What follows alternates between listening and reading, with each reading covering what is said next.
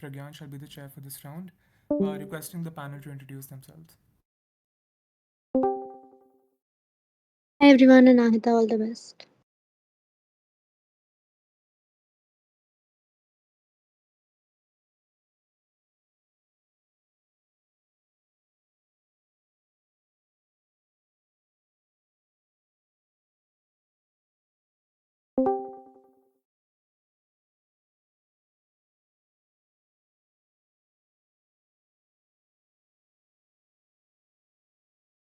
Panel introductions.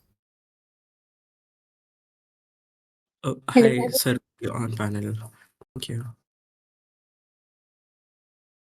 Hi, Tarushi, the best for the moment. Hi everyone, Gaurangi, all the best for the debate. Perfect. We're debating on motion 3, which reads this House would ban the delegation of battlefield command decisions to artificial intelligence. Ground rules you all already know. Please ask and take POIs, remain respectful throughout, and anything beyond 7:15 won't go down in our sheets. PM whenever you're ready here.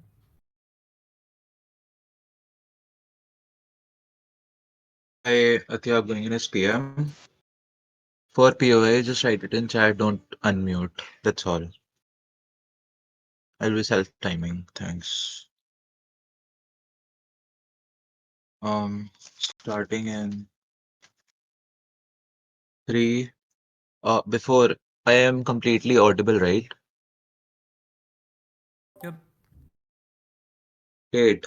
Starting in three, two, one. The way this delegation happens is that AI probably tells you where to attack, who to attack, how to attack, and when to pull back. All of these decisions are taken by AI. The first thing that I want to do is that why does AI make bad decisions? Four pieces of characterization. One, it is extremely hard to go ahead and hold AI accountable, which means that when there are instances of AI taking bad decisions, you cannot literally hold AI accountable or blame anyone for it at all points in time. Why? Because modern ML has neural networks, and most programmers often can't know the fault with the outcome, which means at a point in time, AI is self-learning through a lot of diverse data sets. It is extremely hard to either point out what is the fault in that data set. You don't know what it learned, how it learned, and whether it is correct and in terms of what it learned actually, which means that often AIs are often black boxes, and there are more chances of fault just because the diverse data set can be millions of lines of Excel sheets, which means that military often buy this AI to probably go ahead and evade accountability and push decision making on AI now, which means that more number of bad decisions get taken by this AI within the society. But second, AIs are programmed to accomplish objectives, which means that developers want to sell their AI, and the only point they'll be able to sell their AI is if they prove that the AI is more compliant, and if they it's like if they're able to show that the AI is more compliant to objectives and is more efficient with like understanding and complying with whatever the general is then saying, which means that what happens is that it fulfills the task that is then delegated, which means if you're giving the objective to the AI, you'll probably have to go ahead and kill the terrorist. AI will go in that particular area and will kill everyone in that particular area just because the AI labels all of them as terrorists to begin with, which means it is but third, it is often trained on past data sets, which means that but also theory data on wars and nukes, etc., etc. Which means it is often trained on past data set, and a past data set often has a lot of like racial profiling against like global South, and they're often seen as terrorists or bad people. Which means that what happens is that there is increased racial profiling now, and AI kills harmless tribals, etc., and labels them as terrorists in some particular area where there is suspicion of terrorist hiding, etc. But fourth, unless you know what to ask, AI does not give you accurate answers because most prompts are arbitrary and war stats keep changing, which means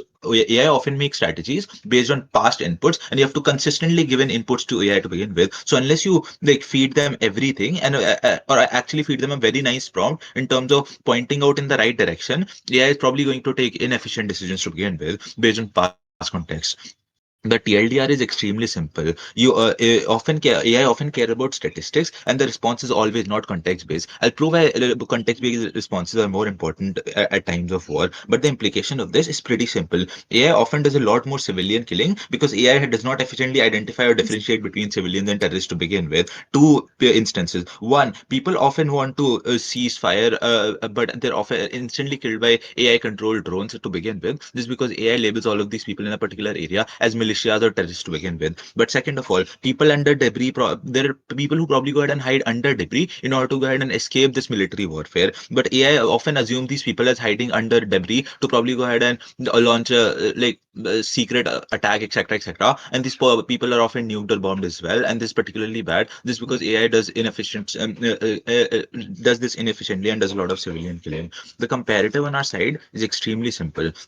Before that, I just have one single clarification. I think most of the warfare tools and weapons that are used by these militaries are often intelligent systems and not entirely AI, which means that there's a lot of sensors, there's a lot of drones that these are intelligent systems and these can be manually operated as well, but these are sensory systems as well, and they don't necessarily come under artificial intelligence. The comparative then is pretty simple. The comparative is that generals still can use AI and artificial systems to probably go ahead and collect data and strategize. We just don't want them to delegate tasks and command to soldiers, which means that the comparative on their side is that AI gives all the commands to all of the drones, AI gives all of the commands to all of the soldiers to probably go ahead and execute, and the soldiers necessarily have to go ahead and do that because otherwise they'll probably be seen as deserters, abandoning them, or probably be labeled as terrorists or against the state. Which means that the comparative is that the AI usage can still happen, but the last decision that is taken by the general is going to be binding on their side.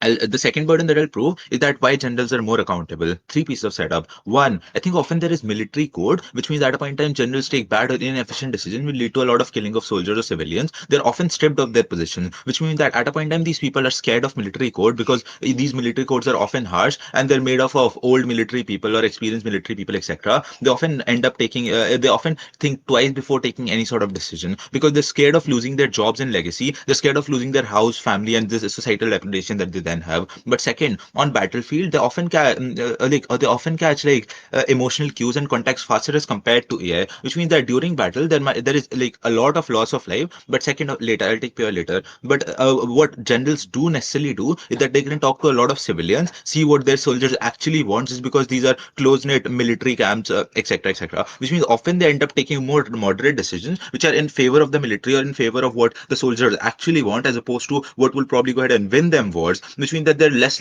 wars and less killing that happens on a comparative on our side. Which means that, but it also means that at a point in time you're able to go ahead and grab context faster. This means that there are better war strategies because you don't necessarily have to rely on statistical data, but you also don't necessarily have to rely on them taking action first. Which means you're able to go ahead and strategize and formulate better strategies on our side because you don't have to rely on triggers. Before I proceed, I'll take up your.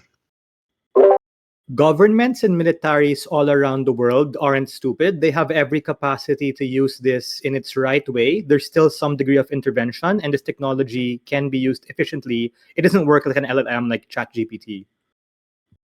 The only I think I've already proved that the way this happens is that AI necessarily targets people, finds people, and kills people, even if it does not kills people, even if AI has the capacity to probably go ahead and take rational decisions. I'll prove why this AI is often not AI is often more objective oriented as compared to these commanders, because these commanders are often not objective oriented, which means that they sure want to win wars, but they're more flexible, which means that at a point in time wars are unpredictable and are more context based oftentimes. This often means that commanders are able to go ahead and shift their objectives, which AI is not. If the AI is given the objective to probably go ahead and capture that garrison, what happens is that AI does not understand the cost of trade-off of 1,000 more lives that are caused because of that particular decision. Which means that the commander might tell you to retreat, but the AI will say that, oh, sure, it just leads to a loss of 100 more soldiers, and we can still capture that garrison, and we should probably go ahead and do that. The thing at that point in time, AI just becomes less human and just leads to more killing. But then, three, why are generals more accountable? Because there are often a board of hierarchies. There's the commander, general, director, general, etc., who sit on a table and decide on war strategies, which means that it's just not one person who's probably going to go ahead and take decision on our side, which means that these people can still use AI as well, which means the likelihood of these people taking more rational decisions is taking irrational decisions is extremely less, just because these people can anyways be held accountable. More at DPM. Thanking speaker for that fine speech. Hello, whenever you're ready. Here.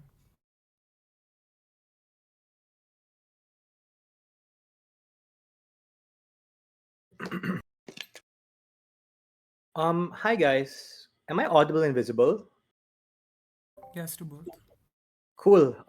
My name is Joseph. No preferred pronouns. POI via chat. We'll for sure take one for a good debate. That would be cool. We'll do a countdown before I begin my speech.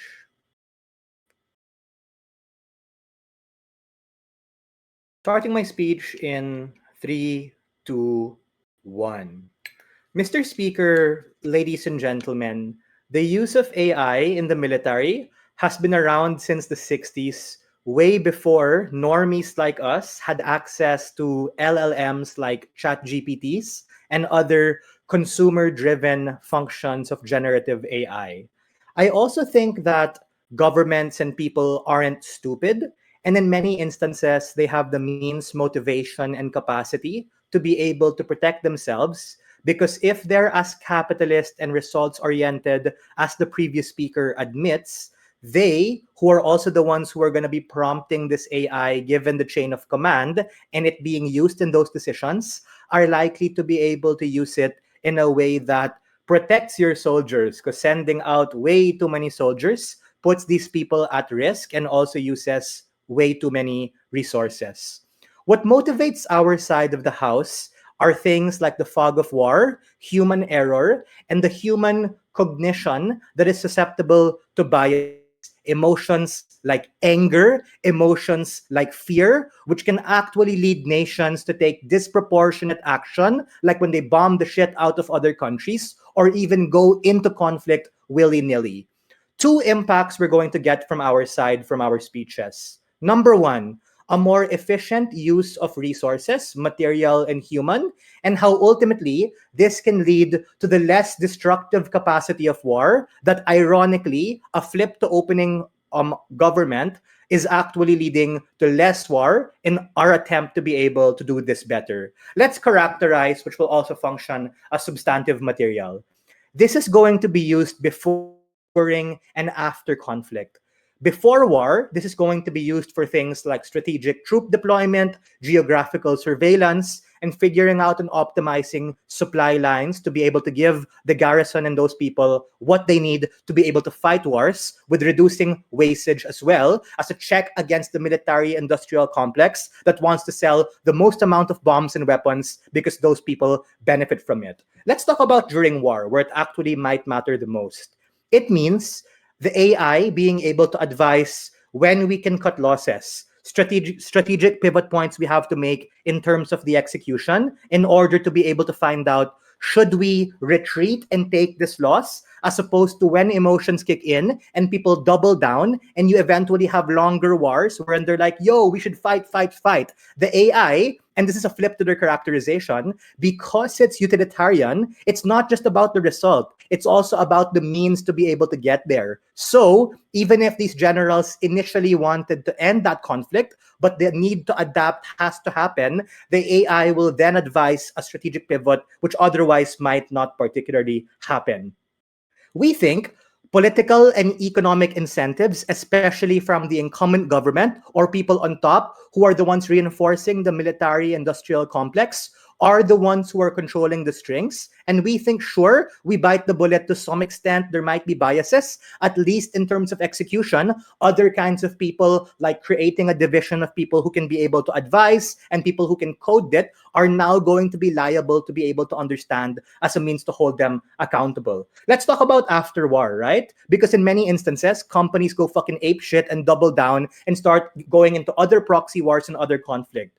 We can now have a more proportional and strategic retaliation as opposed to going gun-ho into conflict because we're salty, we're aggrieved, and we're bereaved that the people who are our men, women, were actually lost in those conflicts. I'm going to answer a very important question. Why is this likely to be constructed in a good way, and how can this be done in a good way? It is because we currently have rules of engagement like the Geneva Conventions, similar to how in World War I we had the use of mustard gas, World War II we had the use of atomic bombs, and now in the advent of nuclear power and capacity, we have those means. We want to be able not to ban it, but be able to push and be able to make the iterative nature of developing and using this AI done in a better way.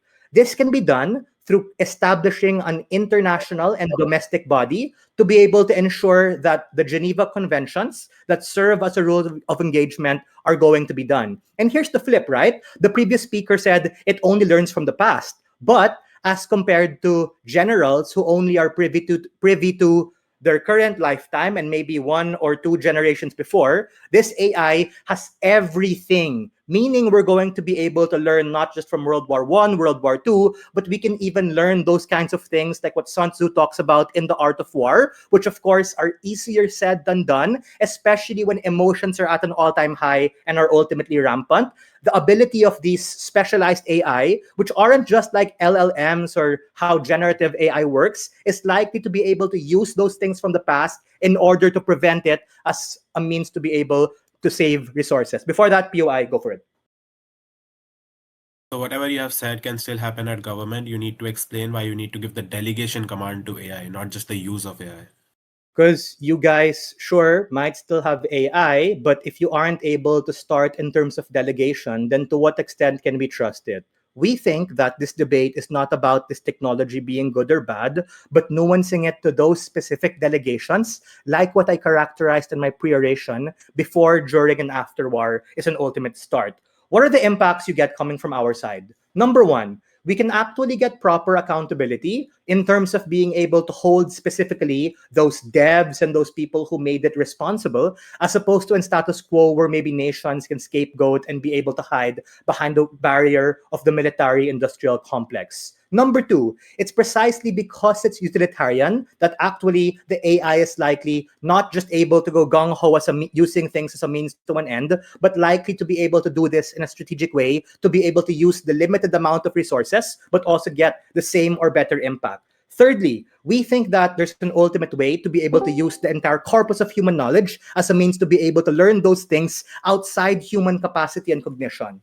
What this does is that this leads soldiers or lessens soldiers from being disproportionately placed at risk at the point in which their people on top tell them, go, go, go, fight, fight, fight. Number two, we reduce the amount of civilian and collateral damage wherein we actually prevent war and can ultimately lead to current wars being fought shorter and less aggressive because on both sides of the house, these particular people are rational and we need AI to be able to push them to make more objective and rational decisions to adapt to the fog of war. We are very proud to stand on side negative. Thanking speaker for that fine speech. TPM whenever you're ready. Here.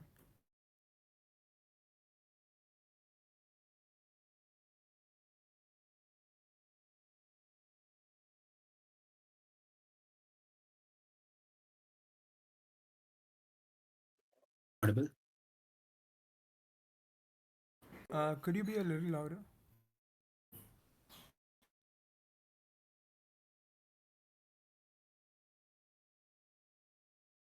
Better now. Yes, this is fine.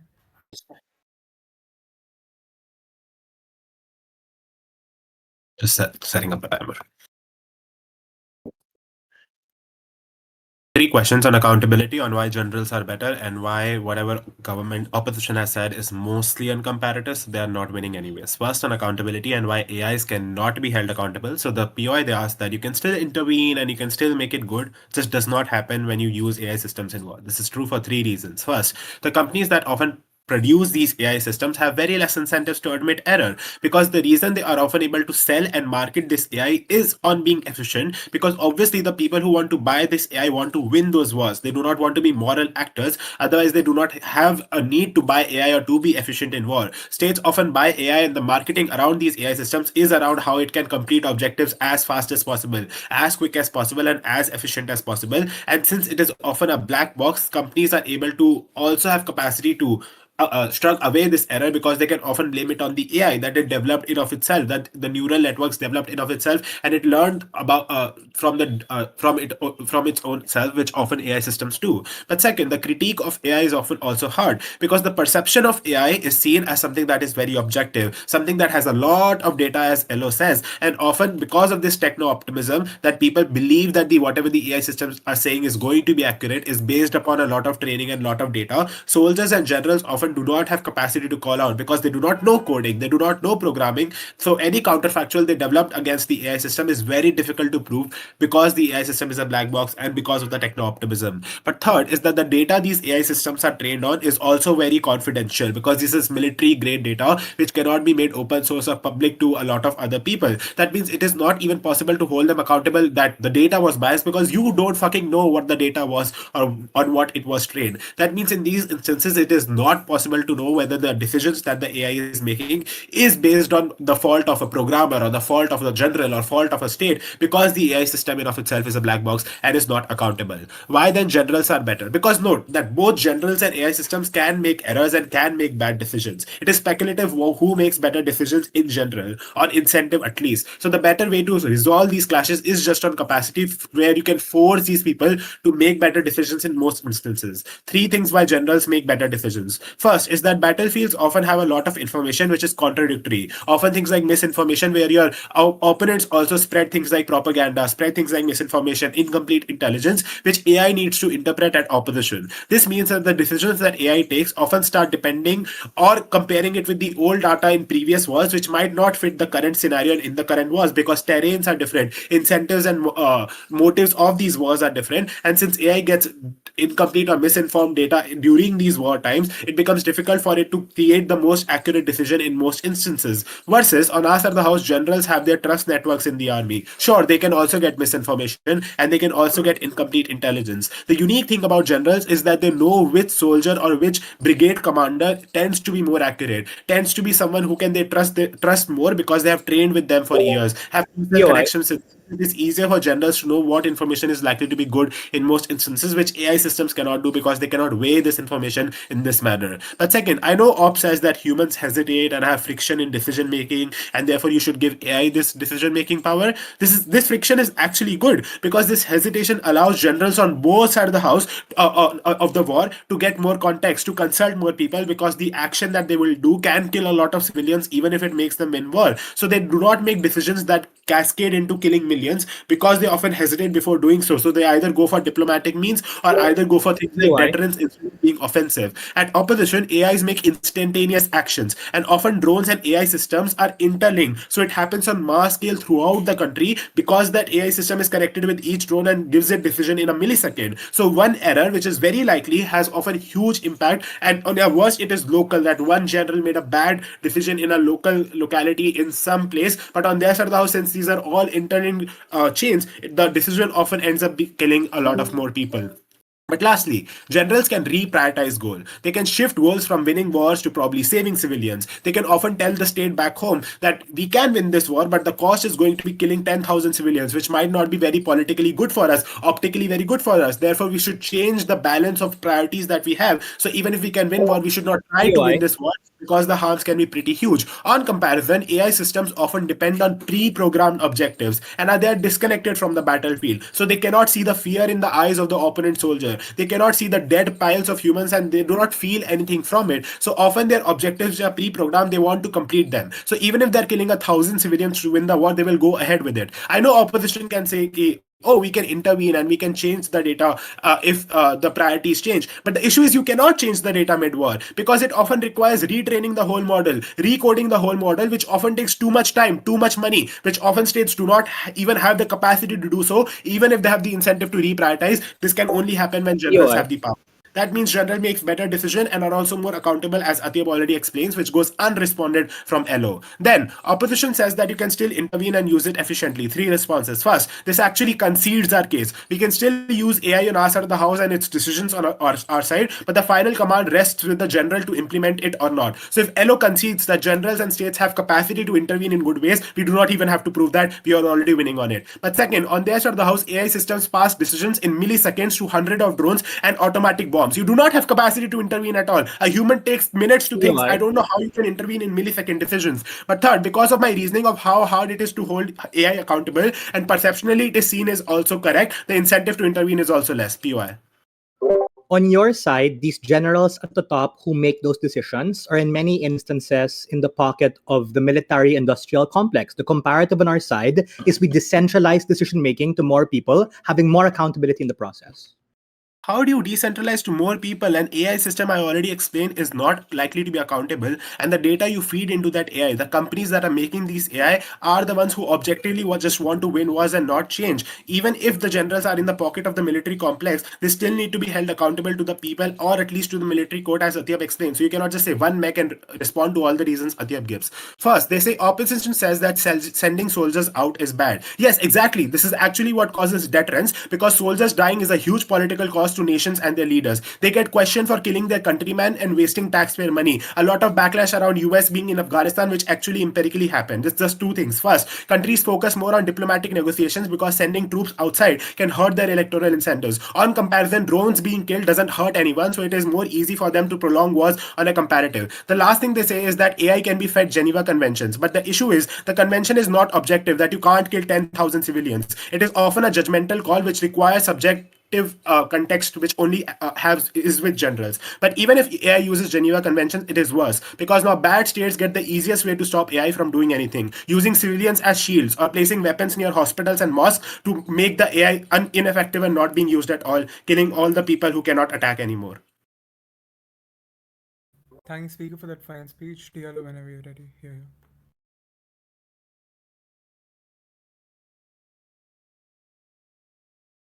Hello, can I be heard? Yes.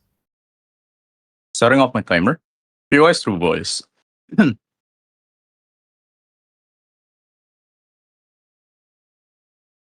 Starting my speech in 3, 2, 1.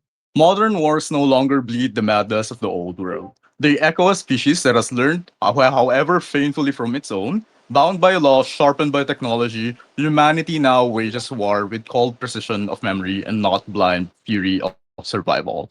So therefore, there's a huge burden coming from side government because banning a technology designed to minimize human error and bloodshed is not a moral prudence. It is a ethical regression that exists in their end. It rejects the hard-earned evolution that we have, especially dated back from 1960s. Because again, this stands alone as principle in any cases here in off because we claim that technological progress and the very incentive to refine it toward ethical precision can only exist in a world where prohibition does not exist. In this debate, government is just running a false matter because simply they might not know how these AI systems really work because they think these AIs are just the same privately owned open AI source that are the same with LLMs that we have debated in prelims. 6 layers of responses. A, these AIs are far beyond the text predicting models like ChatGPT. They are military grade neural systems designed for real time threat assessment, like missile trajectory prediction or synchronized drone coordination. This is the real characterization of delegated command because they don't make this command. These are placed by authorities in their systems. More on this later. They process live feeds from satellites, radar arrays, and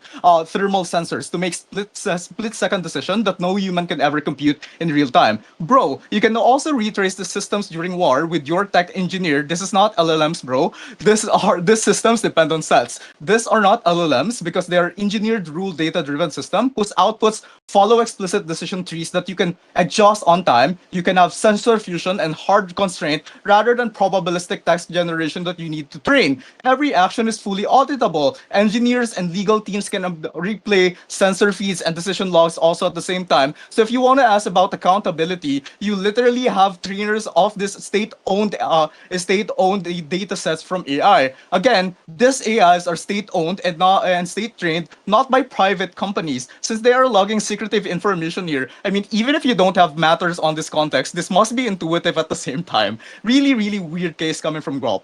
Again, B, contrary to the false framing coming from side government, this system already exists back from 1960s, as Joseph correctly pointed out. Long before, states already funded a lot of things about here, like the US Air Force Semi-Automatic Ground Environment or SAGE radar system, both of which pioneered real-time computational command and automated response. This is the reason why current modern warfare literally improve in minimizing all of the risks that we have in comparison to what we have back then. This proves that military's engagement with AI is not just sudden or unstable, but it is the result of a half of century institutional refinement and doctrinal oversight, since a lot of people and statehead are already delving with this. See, delegating specific battle decisions to AI with predefined parameter does not replace human rational agency. Instead, it perfects its execution in the first place. As Joseph outlined, human commanders still define the ethical boundaries, operational objectives, because read the context of this motion,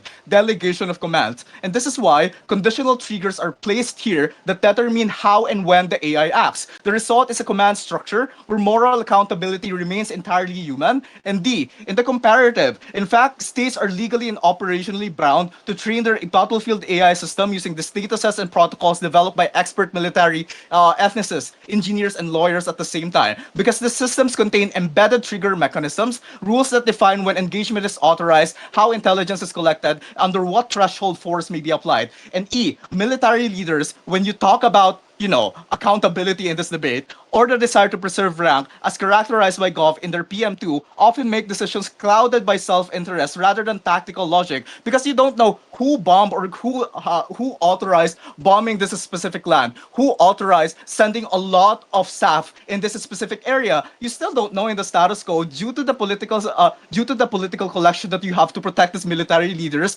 That's why you have a lot of less accountability in your end. In our side, it's much more traceable. You can literally look at the data sets, the audit logs in the comparison. And even so, it is literally mutually unexclusive as a harm because again, they can just say that this is a secretive data.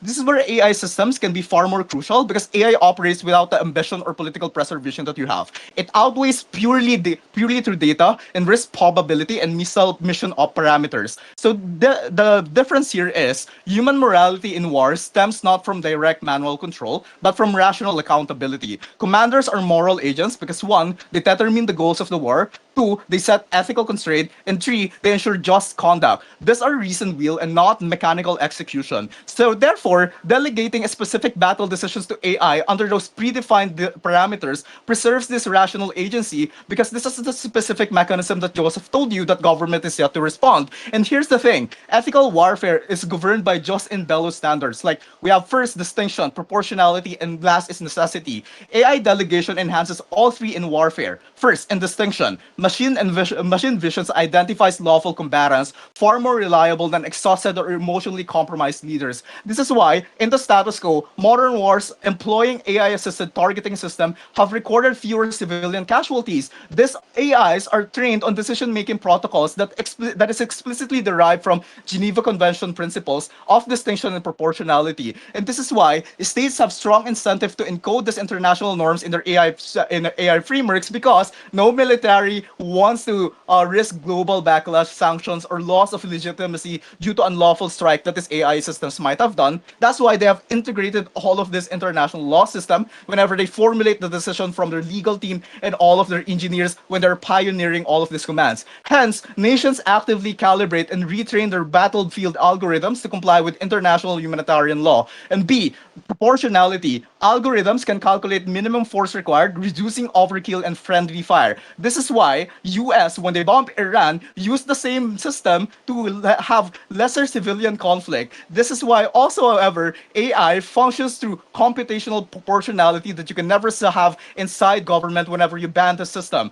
Because one, it processes vast multi-source data in real time, like satellite imagery, sensor feeds, and the radar signatures. And here's the problem inside proposition. Whenever you ban this, who's going to decide with this? Again, it's just a human. One set of human that can be overloaded, already fatigued, already have their pride broken by this fucking war that we have from time to time. These are literally the creations that we had in order to aid our limitations, our psychological limitations that we have during the time of stress, and in order to lessen the amount of harms that we have in all of the lessons that we have learned from the history. Thanks, Vika, for that fine speech. Cup whip whenever you're ready. Here.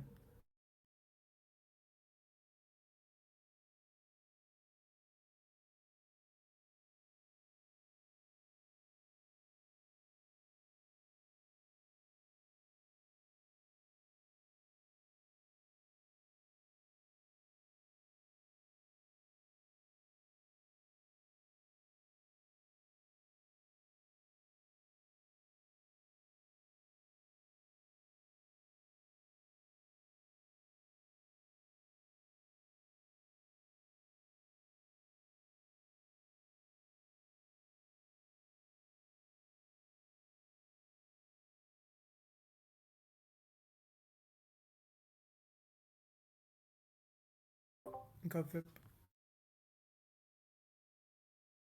Hi, am I audible? Yes. All right, just give me 10 seconds. I'll set up a timer.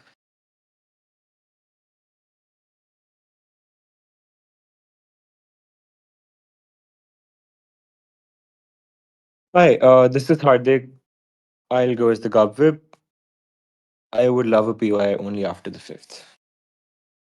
Starting with my speech in a self count of three, two, and one. First, let's cater to the bullshit that they say that this is a neural network motion. Guys, we're engineers. Let me paint what AI is to you. All AI models are statistical, which is what we're running from the first speech. Which is to say that no matter how fancy terms they throw at you, they're literally statistical mathematical models. Meaning that if there's a chance for you to win, if any choice suggests that this is a chance which increases the likelihood of our victory, that's the chance and that's the choice you're going to make. And sure, this is dictated by the prompts you're going to give and generals and all of the other people and all of the other statistics that you get, and such as like images or other data, whatever. But still, it's a mathematical choice that you take, which is obviously going to dictate to increase your mixed chances. Cool.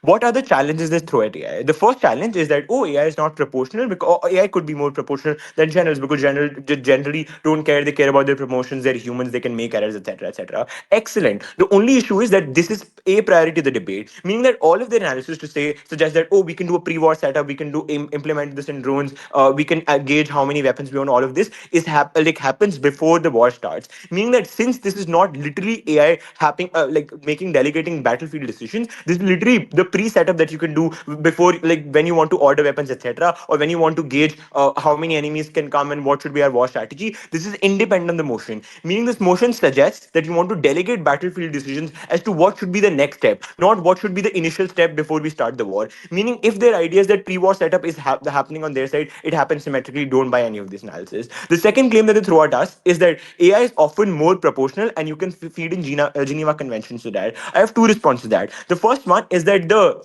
meaning of proportionality and all of the debates and content around proportionality is also subjective, because all of the debates upon proportionality happen after the damage is done. This looks like, oh, whether is like if you want to attack one person, is this proportional, is that proportional? All of this philosophical bullshit is subjective up to debate, meaning that AI can justify and tweak its model to probably show that this is the kind of thing that's more proportional rather than that particular thing which I was showing earlier, etc., etc. But even if you don't buy that AI is like bullshit, this the point at which you can code AI and you can like deliver prompts that, oh, this is the kind of victory that we want, you can still let's say change the pathway of AI to justify or the justification that it gives. Cool. Then the impact of this and the implication of this within the debate is simply that AI wants you to risk hedge. AI wants you to win this debate, win the war, etc. Meaning that AI will always suggest you to buy more weapons if you want to win the war. Meaning that larger countries will have AIs which suggest them to buy more and more weapons because they have the capacity to do so. Because AI does not want you to lose the war, because you don't want, because you've coded the AI to not lose the war. The second challenge to throw at us is that, but you if you want maximum win, that's a good thing, right? I think I'm going to and like private military contacts and blah blah blah, and generally like generals are biased and armies are biased. They don't know what the fuck they're doing. I have two responses to that as well. The first one is that since AI want to maximize win, it likely do things that are the most objective, which like go against general strategy. Meaning that it will directly remove generals who probably are like prompting against it, or probably doing a lot of probably delaying the process, etc., etc. They can say, sure, this is a good thing, but the point at which battlefield like crucial generals from battlefields are like removed, people are more likely to backfire and probably not listen to decisions because crucial generals were removed. Which is to say that if you remove the contingent leader, if that contingent leader is hurt, that's still bad. Even if that contingent leader wants to die, you'll still remove him from the battlefield. POI. AI takes objective decisions. You can't do so. I'll take a POI later. Cool. Then the second thing I want to weigh on in this debate is accountability. Their idea is that, oh, but we can feed in global conventions, we can shift the accountability quotas, etc., etc. The problem with all of this analysis, it's that it just prove incentive. They never prove the capacity for AI to do so. I have three responses why AI never has the capacity. The first one is what we've been pushing from the start, which is that AIs are arbitrary, but more importantly, it's based on bias biased data. Even if you don't buy that, the quality of the prompts that you give yesterday and the quality of the prompts you're getting giving today also like impact severely impacts the kind of data that or the outputs that you're getting. But the second response to that is that AI hallucinates if you give too many prompts. So if their idea is that we can feed in a lot of information daily, this also falls because most AI software needs like the most limited amount of prompt for you to get a beneficial result. This is literally shown. The most best example for this would be how video editing softwares within AI came last because video editing requires a lot of data. Meaning that since you can't feed in that much data like daily, this means that retraining and retraining becomes exceptionally hard. Which is to simply say that since AI hallucinates, you are able you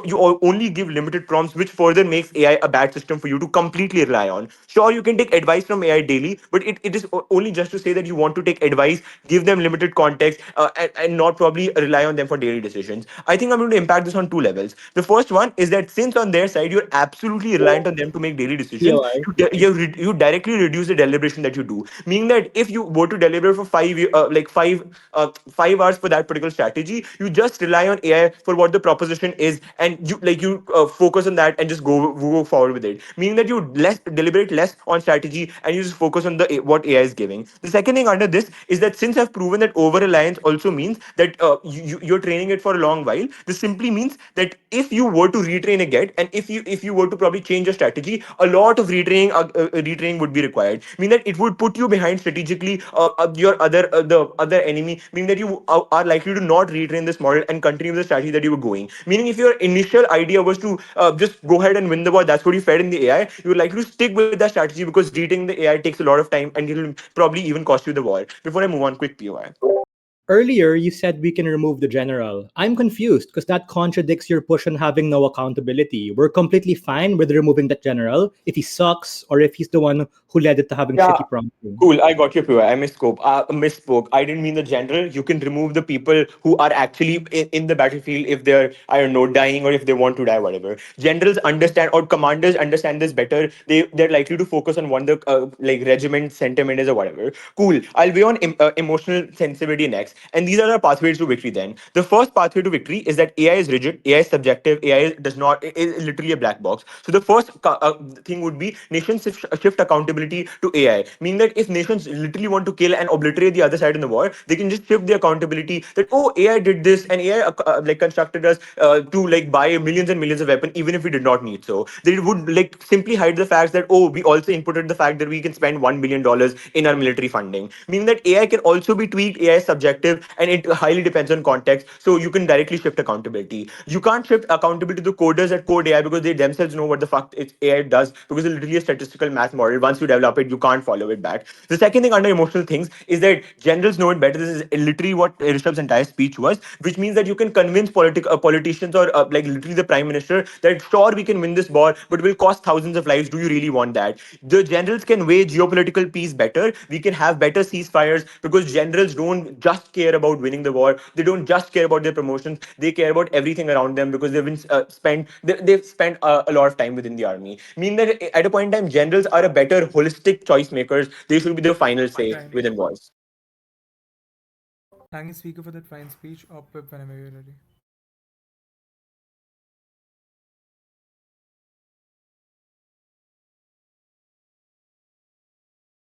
Hello, am I audible and visible?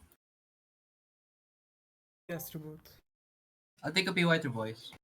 Ideally, you can just say it once. I'll hear it, promise, and then I'll take it. Okay. 3, 2, 1, go. Wars will always be chaotic and always be subject to mistakes.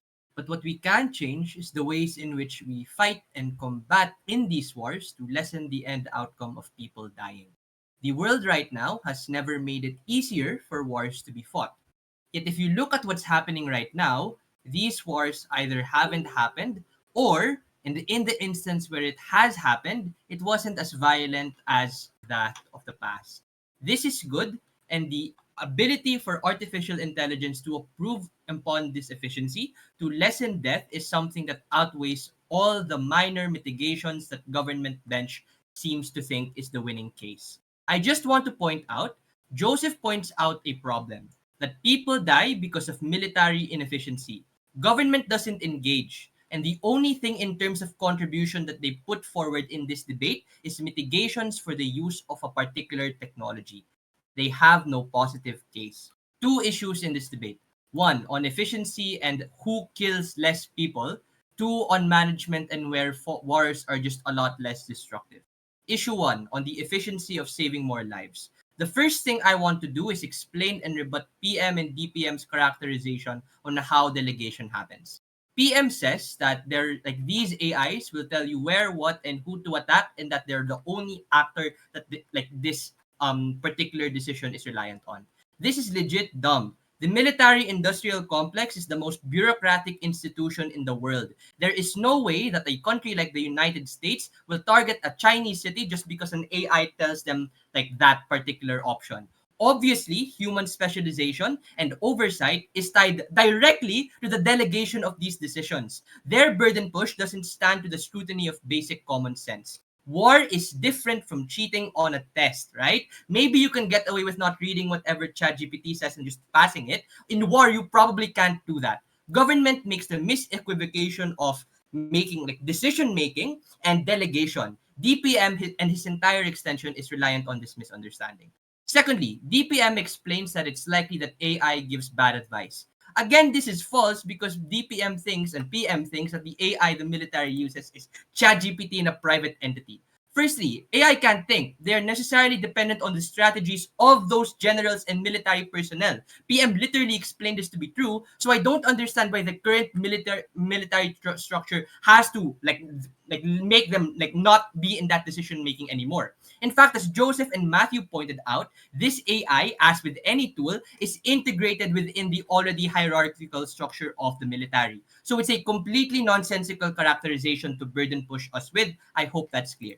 Secondly, though, Joseph pointed out as early as LO, which I don't understand why they just just suddenly forgot it, right? But the problem with these generals and the military personnel that they say is the best possible option is that they don't have the capacity of nuance and thought that these advanced AI has, at least in like having that utilitarian outcome. They are bound by human emotion. They are bound by pride. They are bound by the threat of them getting fired. So they are more likely to grandstand and defend indefensible positions as a consequence of what they think is the right choice to do. But secondly, the delegation of these AI just allows for more decentralization of power that is less reliant on feeling and imperfect emotion, something that Matthew pointed out. Lastly, if they're fine with AI already being used in the military, then their case is like very, very marginal, right? If they're fine using AI to develop weapons, they lost all of the moral high ground of banning the use of it as a delegation or a delegator. I don't understand what government is saying about these particular data sets being biased, right? How do you get a biased data set when you're looking at statistics? Is the AI learning like which race of a person to target? That's probably not gonna be the case. Like that's not the data set that they're gonna learn, guys. What AIs are learning is efficiencies in learning how to assess the minimization of these civilian casualties, which is something that Matthew pointed out in his speech. Next, I want to highlight our positive contribution and opposition's glib and inefficient responses to it. Joseph and Matthew made the characterization and use case of these artificial intelligence very clear. AI, as per the motion slide, allows for the delegation of strategic military objectives at the point in which the emotionality and chaos of war alter the minds of people who decide what to do. Note that this is a really important problem that absent any change leads to civilian casualties, it leads to soldiers being killed, it leads to literal war crimes. So the delegation of AI makes it not just faster for soldiers to change their objectives and get themselves out of very dangerous situations, it literally makes it more accurate and objective, providing the solvency of for why this delegation is so necessary in comparison to the all other like ways in which AI can be used in the military. What does opposition say in response? Note that they don't really respond to this. So all of these benefits still exist, but the only like modicum of a response that we heard from them is that it's going to be very privy to error. Note that inaccuracy is a mute a moot point in this debate, right? Every single thing in the military has a margin of error. There will always be mistakes that happen as a consequence of you doing anything. What we are saying is that this margin of error and why it's lessened is the tipping point versus randomly bombing a hospital in Gaza versus not doing that. How should you weigh this particular thing, at least in the context of the round, because this is the most important issue that we talked about. The first main way you have to weigh this is just in asking if the parameters are clear for why we should ban this technology as per Gov. Has government proved that? The answer is no. Insofar as military decision making is still going to be inefficient if you don't bend to what has already happened and the developments and technologies that have already happened that can make war less violent. So they make wars more violent as a result of banning this particular thing. So on efficiency of outcome, they have to lose. The second way to weigh it is literally on just making wars a lot less destructible, therefore making like saving more lives. And it's very simple to weigh this because government literally doesn't want to engage in this material. We allow for clearer guidelines to be set. We allow for more flexibility to happen. And even in the instances where it doesn't work out to the best extent that we want, we can have all of that accountability that they ask for as a consequence of the as a consequence of all of the mechanisms that Matthew gave in his speech, something that GovWhip just didn't respond to. So it's on those measures, right? We save more people, they do not. We harm less people, they necessarily have to make things more inefficient. For all of those reasons, very, very proud to oppose.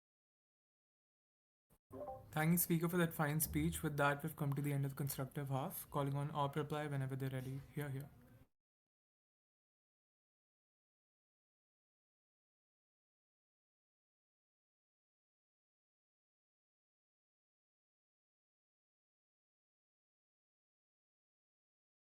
Hello again. Am I audible and visible?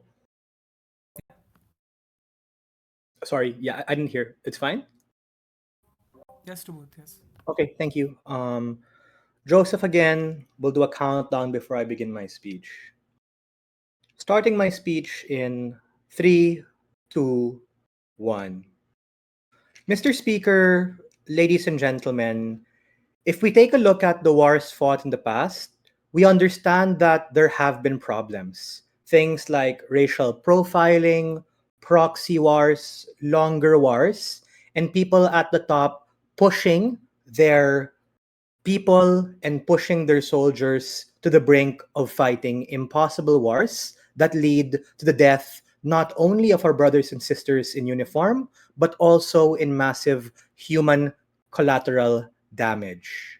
Make no mistake, we need to understand that all of those things are what happened in the past and in status quo, but are likely to be resolved with our side of the house when we're able to illuminate the shadows that hide behind the surface and all of the things that they accuse our side of. A couple of reasons why their side cannot take this debate. Number one, as Matthew and Jaron pointed out, at best, side proposition attempts to be able to bring our case down by casting doubt, but ultimately only run a negative case, which was asserted as what Jaron weighed and impacted in relation to our comparative. Let's examine the strongest points they gave. Number one, they talked about how people on the top can do it well. These people have the capacity, they need to be involved. We already told you that there is a chain of command, and we're here to shift the levers from pure centralization to that of decentralization, wherein more devs and other specialists are able to create and program these particular things for it to be done in a good way. Meaning, yes, side proposition's right. The people in the top can be good and they can be necessary, but it's quite too risky to put all our eggs in one basket, relying on those people to always make the best decisions. Number two, on the idea of accountability, right? I think you just have to go back to your notes and check Matthew's speech, wherein he talked about how the way these things are made in terms of it being programmed are likely to still be done in a good way, and we can hold the teams who crafted and who made these things accountable. Thirdly, and I think this is quite important, they talked about AI being driven by a completely utilitarian metric. We need to understand, as what I called out earlier in my speech, how supply and demand works, man. Meaning, it's precisely because these AI are utilitarian that they're probably going to be like, yo, it's a shit idea, have to prolong this war any further. It's high time you're able to cut your losses. We're able to adapt amidst the fog and complexity of war and not be solely reliant on the people who are probably puppets and in the pocket of the military industrial complex, as what I said in my POI, who are ultimately too risky and need to be able to be held accountable for. The second thing is we were able to for real mechanize how this AI works. Take note Matthew's speech of 7 minutes with 6 layers of responsive material that served as a tieback and comparative to our side. We heard little to no response, but this glib thing of, hey bro, we're coders too, we get how it works. Let's just vibe check that as an average reasonable person, and I don't think that you can fully weigh that as responsive material to take down the still standing extension that Matthew forwarded. I mean, coders are awesome, all of that stuff, but I think that they failed their burden in terms of truly being able to try to cast a shadow of doubt in terms of how bad the AI is. Because, and as Jaron pointed out, they principally conceded to a large extent. If you're fine with using AI for other kinds of things, then I think why not our side wherein you're also able to use this in order to be able to shorten wars and create a better kind of way of looking at things, which can actually reduce civilian casualty, more efficiently use resources, and ultimately challenge the lens of bias and emotion like fear, like anger, that are likely to motivate side proposition. We are very proud to stand on side negative. Thanking speaker. Gov reply. This debate is happening right now. So the op team can't just make up and defend a super AI which can do everything. Like we haven't even invented AGI yet. We are still based on very not very advanced models that op wants to defend. So even if we have advanced models, opposition does not explain or give any reasons why the scale of development has happened to such an extent that somehow we have got so many technologies, so many chips to make such advanced AI servers that they look very like generals. If you fully listen to this op team, all their mechs end up in me questioning why. Like, why is that AI is trained in good ways? They just say military engineers. Or why is it that engineers have capacity to control self-learning neural networks? The biggest issue with this op team is they have no explanation for why people behave in the way they do. I have three things on which we win. On accountability first.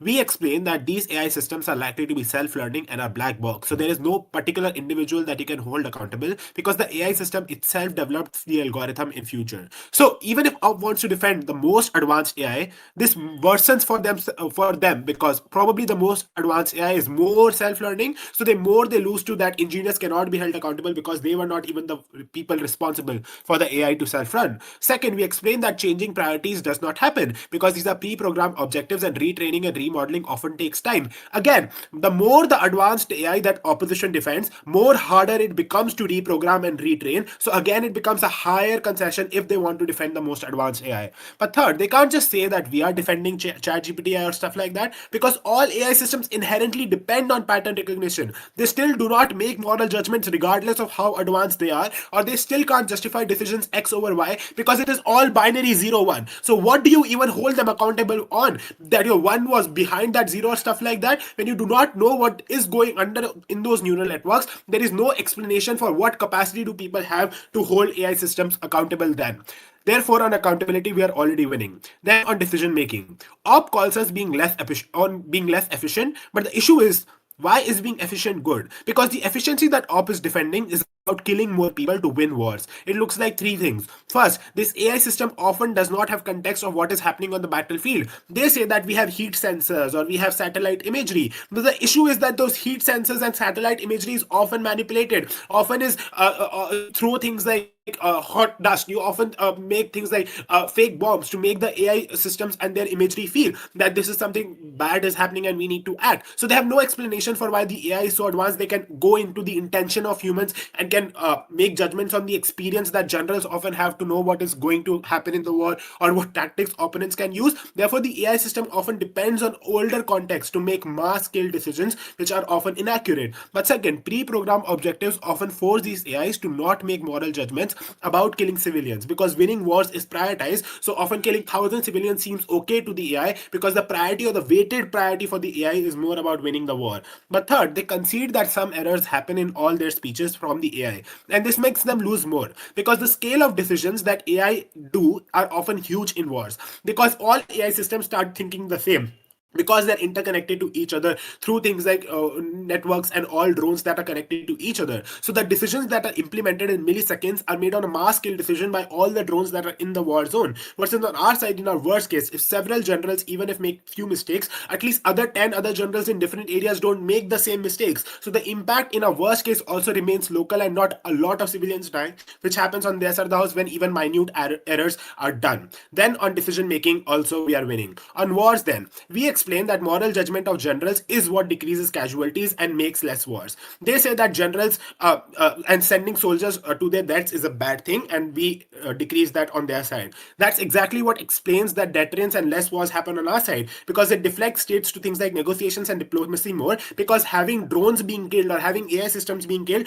does not create political uproar because humans are not being killed, does not create that emotional expression. But second, they say that generals get fatigued and tired. That's exactly what stops war and does not prolong them, because generals on both sides do not have capacity to keep continuing it. On comparison, AIs don't get tired, and that's why you get longer wars, worse wars on their side of the house where civilians dies.